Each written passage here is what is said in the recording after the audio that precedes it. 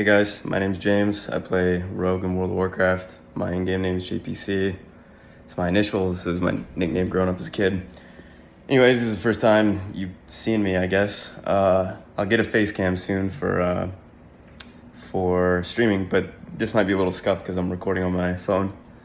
But basically, I just wanted to do a little ramble video on my thoughts on two topics, which are kind of hot topics right now in the beta. The GEM crisis and all the crafted legacy gear, as well as just my general stance on doing prideful-only high keys versus doing 4 affix low keys, and which is a better use of your time, is one better than the other, and just my 2 cents on those two topics. So to start off, I want to talk about the gear. Do I think it sucks that essentially you have to go get this gear? Yeah, it kind of does. Do I think it should be the way it is right now? No. But do I think it invalidates things from a testing perspective? Absolutely not. It definitely still, you're still able to test the game even with the sockets, and I'm going to present some math for you that I've done, which quite frankly, I don't think anybody's done the math that's talking about the gems being BS. But I'm going to show how you're actually going to obtain power levels and survivability levels either comparable to or in excess of the current 215 item level gear, plus the 16, 18 sockets, whatever you have. And this is just for the gearing part, this is from a rogue's perspective. So I don't know the specifics on other classes. I don't know how things are looking with all the spell power sets and whatnot for casters.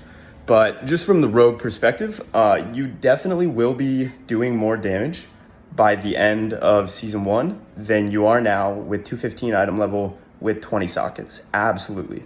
So we're gonna run through the math here real quick. I'm gonna come on over here and put this here. Where's my Excel? Okay. So hopefully you can see this. On the left here, we've got a quick breakdown. Basically what I've done is I have gone through the dungeon journal here, and I've looked at all the Castle Nathria gear, and I've just picked out some items that you would, from a sub-rogue perspective, call like best in slot, right? If you happen to get items out of your vault with better stat allocations, then this would even be more in the favor of the idea that it's still valid from a testing perspective to have all these gems, okay? So what I've done is I've gone through, I've put in all the agility stats, the stamina stats, and the secondary stats for these essentially best in slot items. 2 things to note.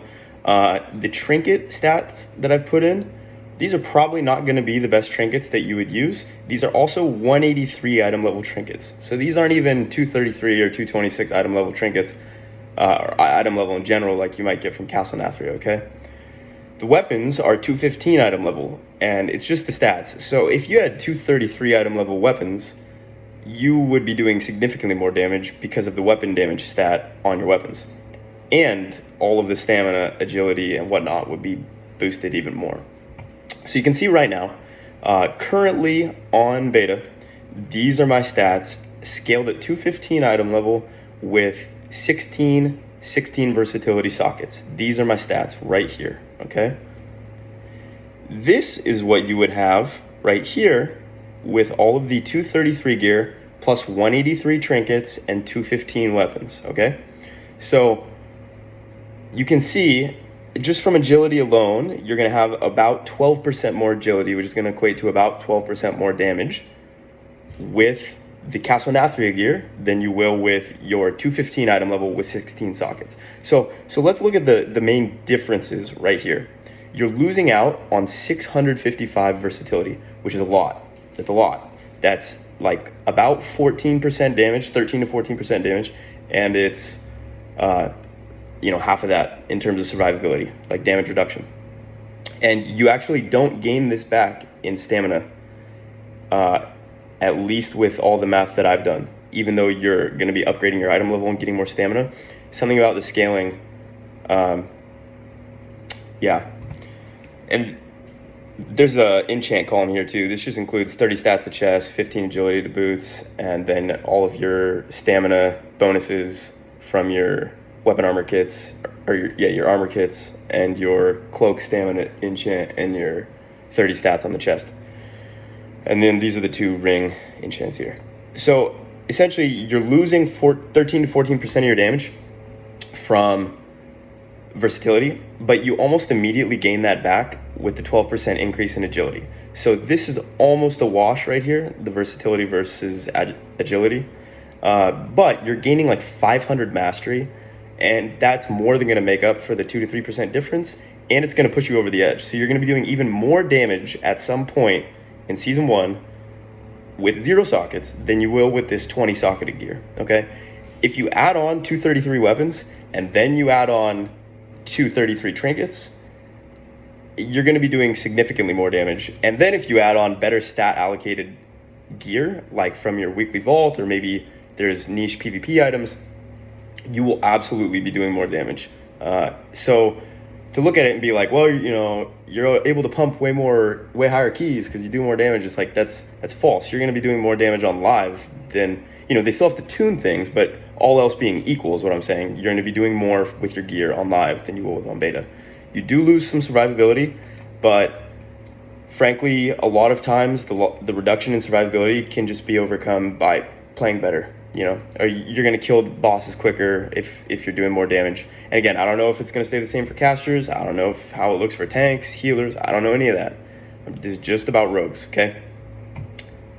This is just to show that, like, from 256, I get about 5.9% verse damage. So, you know, 655 is about 14%. So yeah, that's my general thoughts. Do I think it sucks? Yeah, it absolutely sucks. Do I think it should be done away with? Yeah. But do I think it invalidates things from a testing perspective? No. And I don't think anybody's even done the math, because it's like pretty evident, at least from a rogue perspective, that it doesn't invalidate things. Now I want to talk about high keys prideful only versus low keys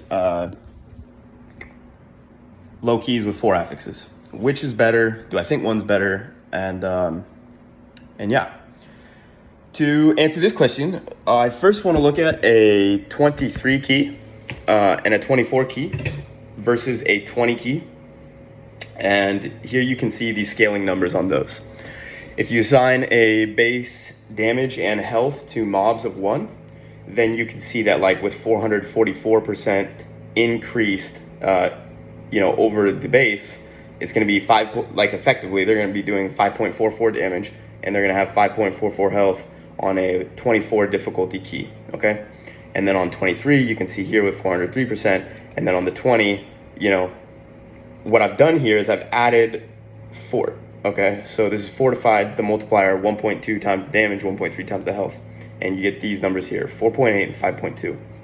So right away, it's apparent that on a 24, the trash mobs are still going to be doing more damage and have more health than a 20 fortified, okay? So if you slap on a fortified on a 20, the trash is still going to feel worse on a 24. On a 23, like objectively, on a 23, it's debatable, right? Because they have less health, but they do more damage. But if you kind of combine these with, like, this is sort of like an approximation unit, almost kind of like vector combination. You can think about it like space-time, but like simplified. It's just essentially effective health times effective damage, right? 5.03 times 5.03. Mobs on a 23 have a health damage of 25.3, and on a 20, they have a health damage of 24.96. So what does that mean? It means essentially, at least mathematically, on a 20, even on a 23, the trash mobs are going to be doing more damage than on a 24. But the important thing to remember is what's going to be the hard part of dungeons in Shadowlands. It's the bosses. It's not the trash, right? Like, the trash is easy. When we come up and hit a wall in a high key, it's because the bosses are too hard. Very rarely is it because of the trash. Like, if you look up dungeons in Shadowlands, let's go through these really quick. Okay.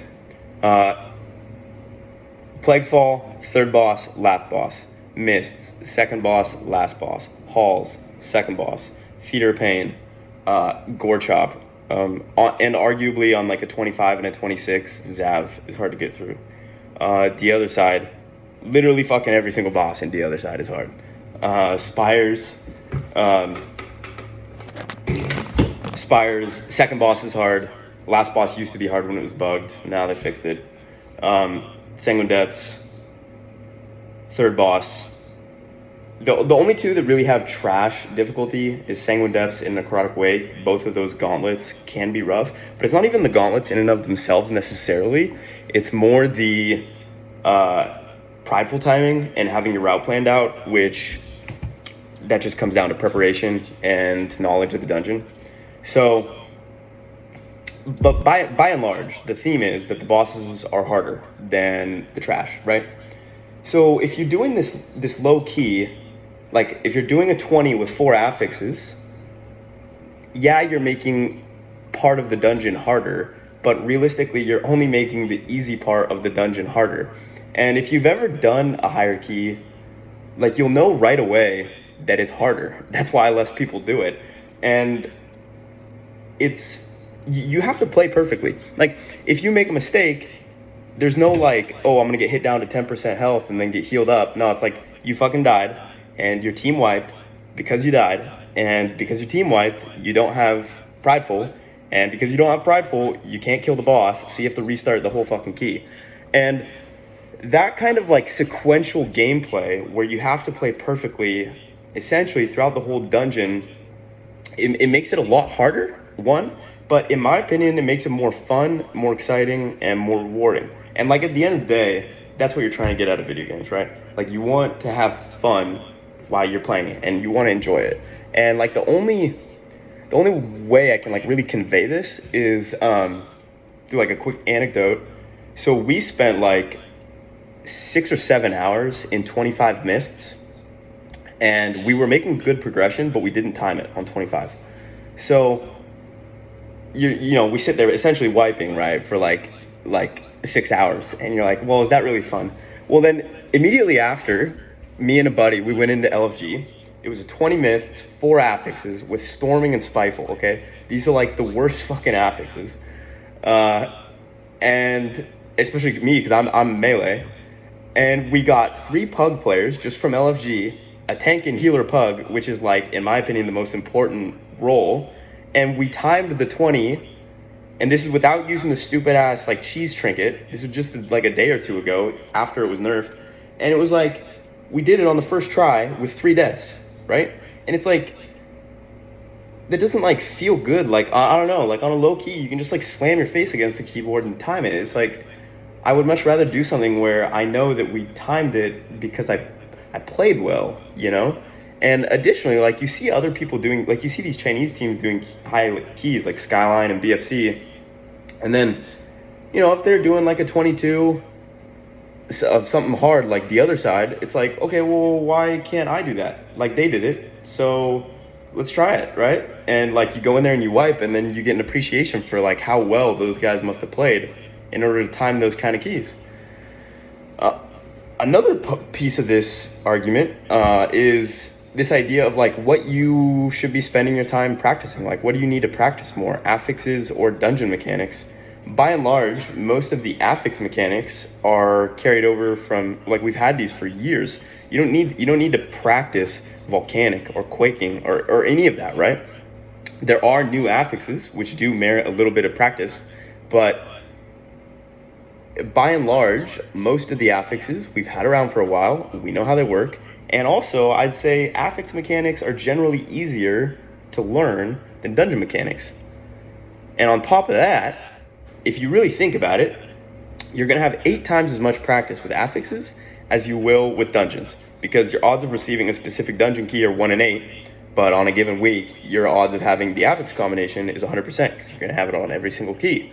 So the more and more you think about it, the more and more it becomes apparent that you should be practicing the mechanics of the dungeons themselves, which are best practiced when they're extremely punishing on a really high key, right? Like, you don't get any practice out of doing a plus 20 where you survive every single ability and nothing matters, right? But you do get like, it becomes real fucking apparent when you put a key on a 25 where you need to save your cooldowns, the amount of coordination that goes into doing one of those dungeons, etc. And on a 20, you can do it with no comms. You can, like, it's not a problem. So I guess that's my general take on it. It's fun to do lower keys with 4 affixes, right? Like, if you just want to pump the meters and have fun, or you don't want to be serious, like, there's nothing wrong with that.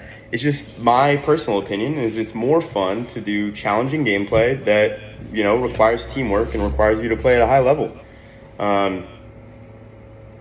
That's my 2 cents on it. I'm trying to think. There's something else I think I wanted to say. I guess that's about it. One thing I will say is, like, whenever I play, and being on beta, you have this fantastic opportunity to be able to test keys repeatedly, right? Like, if you fail a 24, it's not like, oh man, now we got to go fish for another key to get back to this one on a 24 and do that whole process. And you can just reset it and do it again. So if, like, there's any time that you should be practicing, like, these hard mechanics, it's now, right? Like, now's the most optimal time. You're never going to have this opportunity again once Shadowlands goes live. And you have the opportunity to gain a huge advantage over everybody else if you're thinking about pushing high rate or IO from using your time efficiently on beta. And whenever I play with really good, like, BFC or Skyline or some of the top players in EU, you know, I've been really, I'm pretty lucky to be able to play with, you know, MDI champions and rank 1 Raider IO players and all of that. It's apparent when I join a group that pushes high keys on beta, right? Like, when I play with Skyline or BFC players, it's like night and day difference compared to when I play with the best players in NA. And the content's harder, it's more fun, you have to pay more attention, like, all of these things. Like, if I miss a single kick when I play with Skyline, like, they don't really speak English that much, but, you know, they're spam pinging me with the question marks, and they're like, yo, what the fuck, bro?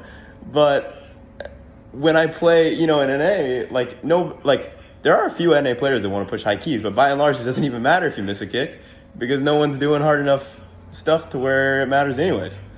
So, yeah, I mean, at the end of the day, it comes down to, you know, if you're having fun or not. And for me, doing high keys on beta, that's fun. It's engaging. For other people, doing the lower keys is fun. There's no problem with that, right? Like, do whatever you want to do, right? This is just what I enjoy.